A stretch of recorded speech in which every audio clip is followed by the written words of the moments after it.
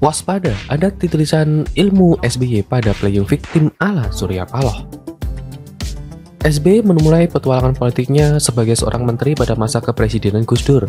Dengan dilengsarkannya Gus Dur oleh kekuatan politik yang dimotori Amin Rais, otomatis Megawati yang sebelumnya RI2 naik menjadi RI1. Saat itu Megawati juga masih mempercayai SBY sebagai salah satu menterinya. Bila diamati terdapat episode yang menarik dan amat menentukan dalam perjalanan karir politik seorang SBY. Berangkat dari seorang menteri yang biasa-biasa saja, namun dalam waktu sekejap mampu mentransformasikan dirinya menjadi figur yang populis berelektabilitas tinggi.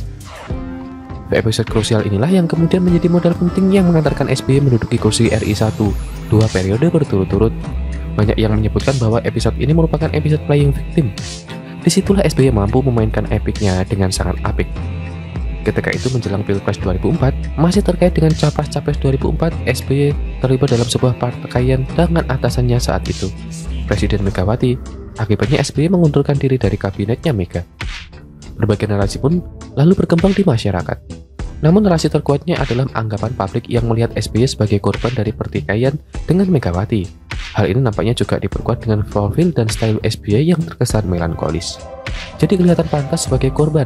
Dan makanya kemudian hujan simpati pun banyak tercurah padanya.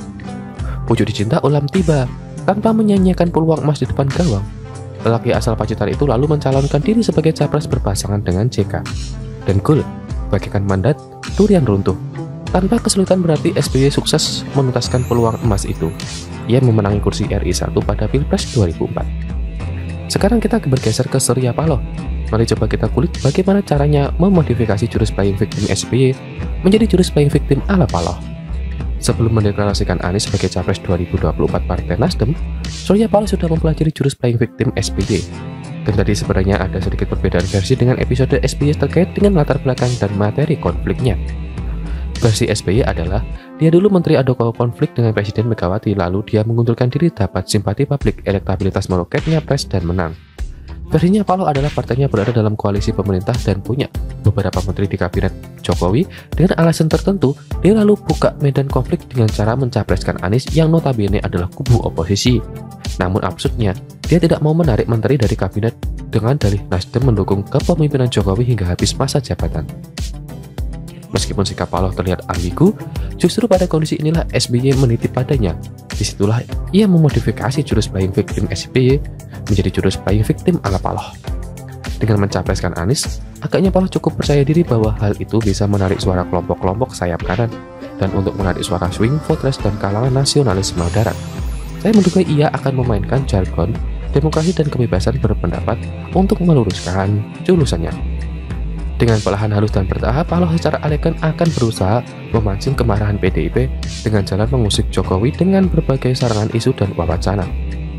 Aneh Jokowi dan PDIP terpancing, justru ia amat gembira, terlebih lagi bila menteri-menteri Nasdem akhirnya ditandang oleh Jokowi. Hal ini merupakan klimaks dari jurus playing victim yang dilancarkan Paloh. Bila hal itu terjadi, skenario playing victim Paloh pun terpenuhi. Narasinya adalah menteri-menteri dari Nasdem ditandang Jokowi karena Nasdem mencapreskan Anies. Padahal partai apa mencapreskan siapa adalah hak konstitusional yang merupakan mekanisme demokrasi. Dengan demikian, Paloh akan mudah menyudutkan Jokowi dan PDIP sebagai pemimpin dan partai yang tidak demokratis serta tidak menghargai perbedaan pendapat. Toh Anies juga berdukung sebagai capres. Belum didaftar ke KPU sebagai capres, kalau nanti jadi didaftar sebagai capres masih ada aturan tersendiri. Yakni harus memenuhi PT 20%. Masa baru deklarasi sebagai capres di abad, katanya demokratis. Kira-kira demikian dalih yang akan dikembangkan Nasdem. Dengan berhasilnya jurus playing victim ini, Nasdem sebagai korban Jokowi dan PDI diharapkan akan terus berkembang. Harapan selanjutnya adalah curahan simpati publik dan memanjiri Nasdem sehingga akan mengerek elektabilitas beserta surutan dari Surya Paloh itu. Muaranya tentu saja meningkatkan perolehan suara untuk 2024, sedangkan urusan Anies menang atau kalah itu nomor 2. Kalah no problem, menang berarti bonus. Mengenai dinonaktifkan Zulfan Linden dari kepengurusan DPP Nasdem baru-baru ini, saya kira itu hanya sebuah langkah kamuflase. Itu lebih dikarenakan manuver antitesis Linden yang terlihat vulgar, terlalu nyeruduk, tidak halus, dan jauh dari elegan seperti yang diharapkan Surya Paloh. Waspada, ada tulisan ilmu SBY pada playing victim ala Surya Paloh. SBY memulai petualangan politiknya sebagai seorang menteri pada masa kepresidenan Gus Dur. Dengan dilengsarkannya Gus Dur oleh kekuatan politik yang dimotori Amin Rais, otomatis Megawati yang sebelumnya RI2 naik menjadi RI1. Saat itu Megawati juga masih mempercayai SBY sebagai salah satu menterinya. Bila diamati, terdapat episode yang menarik dan amat menentukan dalam perjalanan karir politik seorang SBY. Berangkat dari seorang menteri yang biasa-biasa saja, namun dalam waktu sekejap mampu mentransformasikan dirinya menjadi figur yang populis berelektabilitas tinggi. Episode krusial inilah yang kemudian menjadi modal penting yang mengantarkan SBY menduduki kursi RI1 2 periode berturut-turut. Banyak yang menyebutkan bahwa episode ini merupakan episode playing victim. Disitulah SBY mampu memainkan epicnya dengan sangat apik. Ketika itu menjelang Pilpres 2004, masih terkait dengan Capres 2004, SBY terlibat dalam sebuah pertikaian dengan atasannya saat itu, Presiden Megawati. Akibatnya SBY mengundurkan diri dari kabinetnya Mega. Berbagai narasi pun lalu berkembang di masyarakat. Namun narasi terkuatnya adalah anggapan publik yang melihat SBY sebagai korban dari pertikaian dengan Megawati. Hal ini nampaknya juga diperkuat dengan profil dan style SBY yang terkesan melankolis. Jadi kelihatan pantas sebagai korban. Dampaknya kemudian hujan simpati pun banyak tercurah padanya. Pucuk dicinta ulam tiba, tanpa menyanyiakan peluang emas di depan gawang. Lelaki asal Pacitan itu lalu mencalonkan diri sebagai capres berpasangan dengan JK. Dan gol, bagikan mandat, durian runtuh. Tanpa kesulitan berarti SBY sukses menuntaskan peluang emas itu. Ia memenangi kursi RI1 pada Pilpres 2004. Sekarang kita bergeser ke Surya Paloh. Mari coba kita kulik bagaimana caranya memodifikasi jurus playing victim SBY menjadi jurus playing victim ala Paloh. Sebelum mendeklarasikan Anies sebagai Capres 2024 Partai Nasdem, Surya Paloh sudah mempelajari jurus playing victim SBY. Dan tadi sebenarnya ada sedikit perbedaan versi dengan episode SBY terkait dengan latar belakang dan materi konfliknya. Versi SBY adalah, dia dulu menteri adu konflik dengan Presiden Megawati, lalu dia mengundurkan diri dapat simpati publik, elektabilitas meroketnya pres dan menang. Versinya Paloh adalah partainya berada dalam koalisi pemerintah dan punya beberapa menteri di kabinet Jokowi. Dengan alasan tertentu, dia lalu buka medan konflik dengan cara mencapreskan Anies yang notabene adalah kubu oposisi.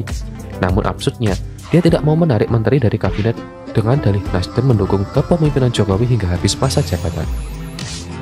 Meskipun sikap Paloh terlihat ambigu, justru pada kondisi inilah SBY menitip padanya. Disitulah ia memodifikasi jurus playing victim SBY menjadi jurus playing victim ala Paloh. Dengan mencapreskan Anies, agaknya Paloh cukup percaya diri bahwa hal itu bisa menarik suara kelompok-kelompok sayap kanan dan untuk menarik suara swing voters dan kalangan nasionalisme darat. Saya menduga ia akan memainkan jargon demokrasi dan kebebasan berpendapat untuk meluruskan julusannya. Dengan perlahan halus dan bertahap, Paloh secara elegan akan berusaha memancing kemarahan PDIP dengan jalan mengusik Jokowi dengan berbagai sarangan isu dan wacana. Andai Jokowi dan PDIP terpancing, justru ia amat gembira, terlebih lagi bila menteri-menteri Nasdem akhirnya ditandang oleh Jokowi. Hal ini merupakan klimaks dari jurus playing victim yang dilancarkan Paloh. Bila hal itu terjadi, skenario playing victim Paloh pun terpenuhi. Narasinya adalah menteri-menteri dari Nasdem ditandang Jokowi karena Nasdem mencapreskan Anies. Padahal partai apa mencapreskan siapa adalah hak konstitusional yang merupakan mekanisme demokrasi. Dengan demikian, Paloh akan mudah menyudutkan Jokowi dan PDIP sebagai pemimpin dan partai yang tidak demokratis serta tidak menghargai perbedaan pendapat. Toh Anies juga berdukung sebagai capres. Belum didaftar ke KPU sebagai capres, kalau nanti jadi didaftar sebagai capres, masih ada aturan tersendiri. Yakni harus memenuhi PT 20%. Masa baru deklarasi sebagai capres dihabat, katanya demokratis. Kira-kira demikian dalih yang akan dikembangkan Nasdem. Dengan berhasilnya jurus playing victim ini, Nasdem sebagai korban Jokowi dan PDI diharapkan akan terus bergema. Harapan selanjutnya adalah curahan simpati publik dan memanjiri Nasdem sehingga akan mengerek elektabilitas beserta surutan dari Surya Paloh itu. Muaranya tentu saja meningkatkan perolehan suara untuk 2024, sedangkan urusan Anies menang atau kalah itu nomor 2. Kalah no problem, menang berarti bonus. Mengenai dinonaktifkan Zulfan Linton dari kepengurusan DPP Nasdem baru-baru ini, saya kira itu hanya sebuah langkah kamuflase. Itu lebih dikarenakan manuver antitesis Linton yang terlihat vulgar, terlalu nyeruduk, tidak halus, dan jauh dari elegan seperti yang diharapkan Surya Paloh.